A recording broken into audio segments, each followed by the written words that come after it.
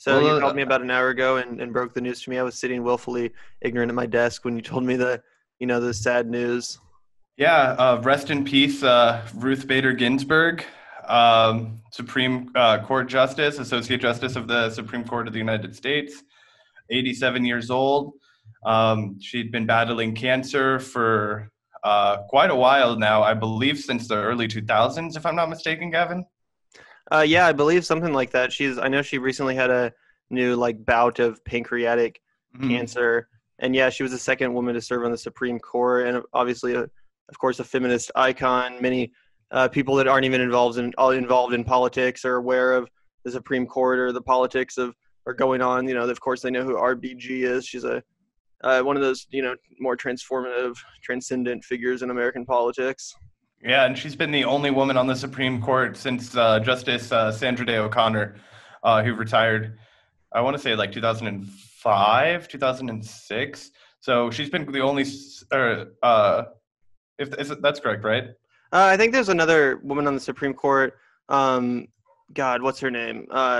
Senora Sotomayor, who Oh, Obama that's right. Yeah, appointed. that's right. Yeah, I do. Yeah, there would have been a period in For a between. period of time, she was the only Yeah, female that's Supreme right. Court justice. Yeah.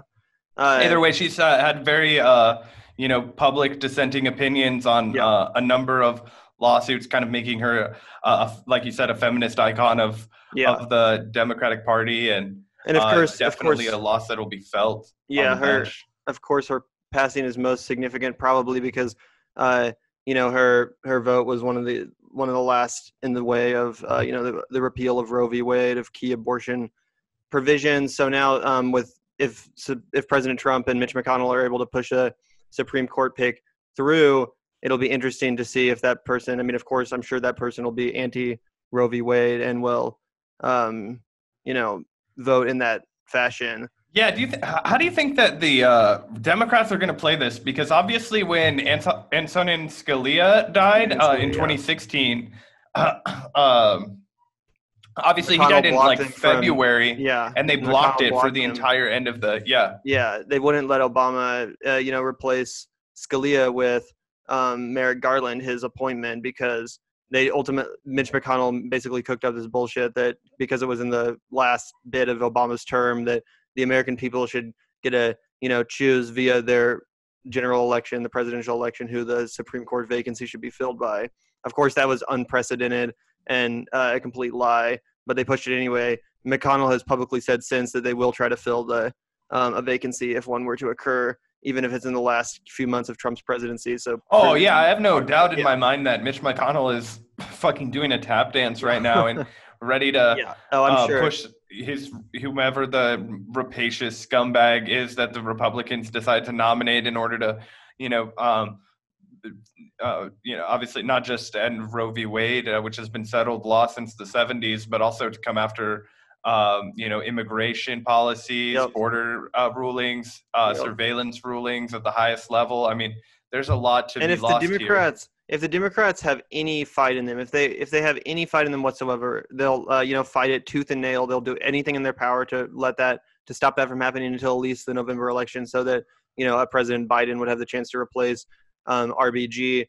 Now, are they going to fight as hard as Mitch McConnell and the Republicans fought to keep Obama from appointing? What if the Democrats ever fought that hard for? They're not going to, and Mitch McConnell is likely going to get his way. I do not foresee. I mean, we saw the Democrats gave about as much as they could for the Kavanaugh thing, and at the end of the day, they still lost that.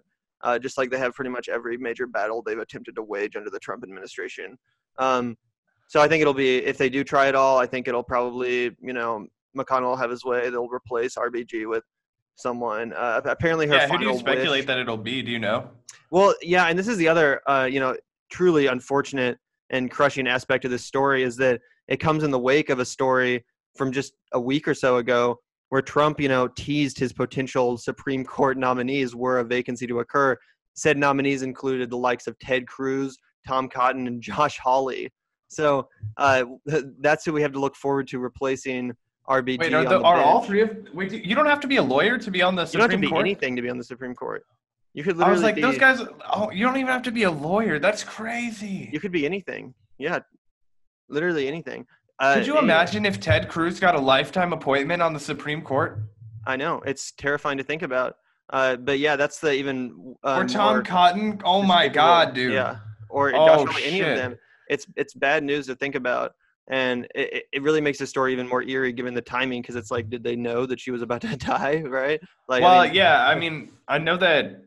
I mean, obviously, like we talked about, I believe at the beginning of the podcast. I mean, she's been recently yeah, rehospitalized pretty often, and then it was publicized about, I want to say like 8 months ago, that she'd like kind of gotten out of the hospital for that, long stretch of time, and there wasn't much talk during COVID. But when you're, an octogenarian like that, and almost 90, I mean, she was yeah, just 3 years away, I believe, from her 90th birthday. I mean, when your body's that old and you're that feeble, I mean, anything. yeah. Unfortunately, is going to be enough to. Oh yeah, I mean, it was any time coming. It's too bad that she wasn't able to hold out longer, unfortunately, until Trump is out of office.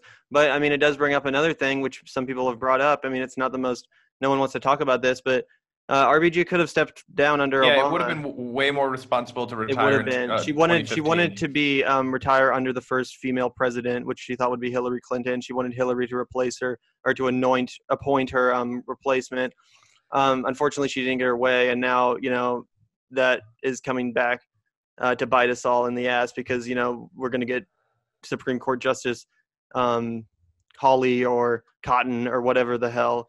I can't even. Unfortunately, All three of those sound like I know. equally bad. Like the moment you said that, I felt like I'd gotten like kicked in the balls really hard. Well, Like the you know, stomach feeling of like, holy shit, this is gonna be so bad for our I country know it is permanently. crushing. Just It is like, crushing, and yeah, it's I gonna. think it makes the case that if the real plan now has to be, and I've been saying this for a while. This was what I was hoping that Bernie would have done, that I don't think he ever would have. But somebody like Nina Turner, I definitely think would do. I think you have to get in there and stack the Supreme Court and get shit Yeah. done. What do you think, Gavin? It's something that for sure is something that no one wants to talk about in the lead up to elections, because it has on the surface it looks so it's weird. It's almost a little bit uncomfortable to talk about, because you wouldn't want to hear it coming from the other side for sure.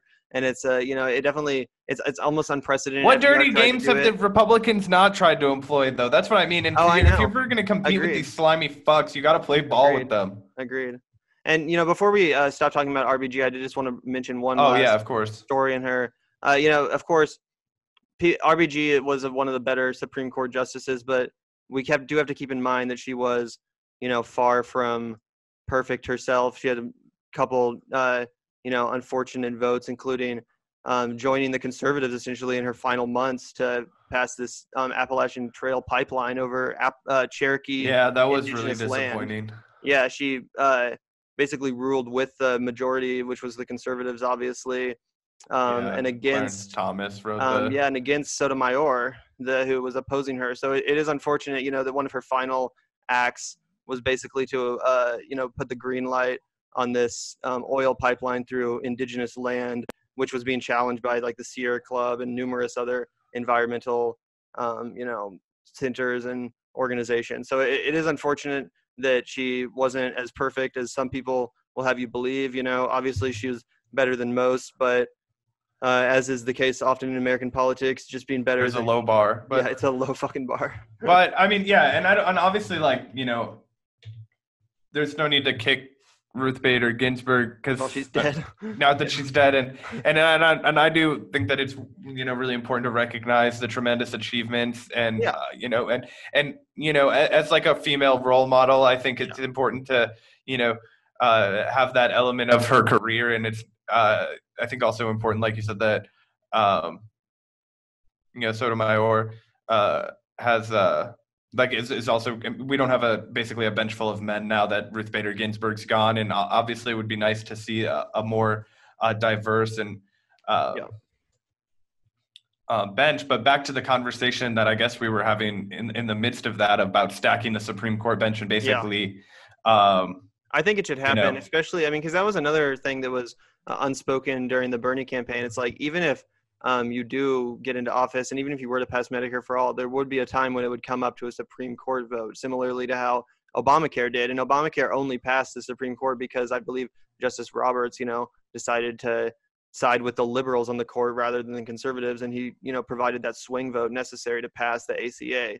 But that would not be guaranteed at all for something like Medicare for all, which, unlike the ACA, actually, does away with the for-profit health insurance industry rather than giving it a handout, which was Obamacare essentially. So, when it comes to an actual transformative piece of legislation like that, anything like in the realm of, a socialist agenda, the Supreme Court would definitely be a huge obstacle and something that, no one, like I said, no one really likes to talk about. Bernie never really offered a clear, I guess he was just hoping that the Supreme Court would end up siding with him. It's tough. There's not really a good way to pressure the Supreme Court because it's not his re-election, their lifetime. And now we're dealing with Donald Trump, who's, one of the most unpopular presidents.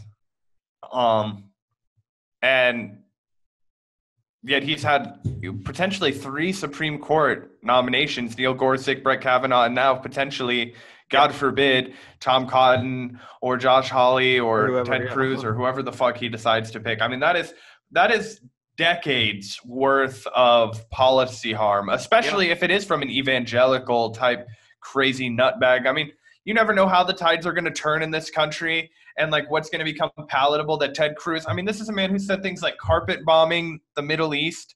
This is a man that voted to outlaw dildos. Yeah, exactly. He's a firm believer in theocracy. Yep. I think that, and then the other question begs is, how many seats do you stack it? Do you go up to like 12, 13? Right. I mean, that's a interesting decision. Or do you just abolish it altogether? I mean, I think there's an argument to be made that the Supreme Court is no longer as any guise of it being a neutral, objective entity is long gone. It's clearly just a arm of the both political parties to further their partisan agenda. Well, the Citizens United court ruling that speech is the same.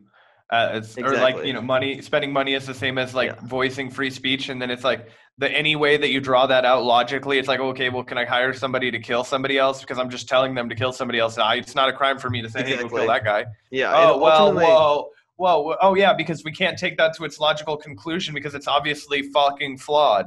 Right. Exactly. Yeah. The Supreme Court is kind of just like a check on progress. Essentially, that's what it often ends up being.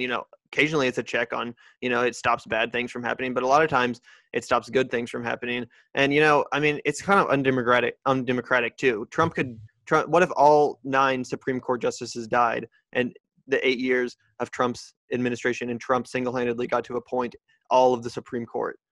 For their whole lifetimes. It's an effort to sequester the will of the people. And that could happen under any president. Literally, it's possible that all 9 Supreme Court justices could die, and then one president gets to stack the entire Supreme Court justice. That's not democratic at all. I mean, technically, a president could nominate 30 fucking Supreme Court justices, and we could have 39 instead of 9, True, yeah. But, I just think it's a stupid, undemocratic arm of, the judicial branch. It's just ridiculous that it has the ability. I don't know. I don't feel like most Americans actually view it as a neutral or objective thing anymore. So I just feel like its time is up.